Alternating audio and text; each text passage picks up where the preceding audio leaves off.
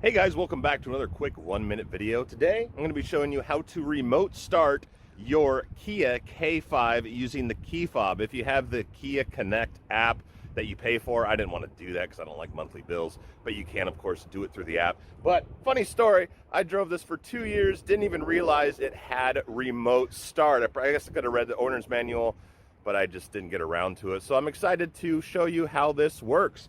All you have to do, if you have the key fob, you want to see if you have that little circular button on the side. I've always seen that, but I didn't know what it was for. What you want to do is hit the lock button, and then within 4 seconds, press and hold this button for about 3 seconds. And as you can see, the car starts, and the flashers flash a few times to let you know that it worked.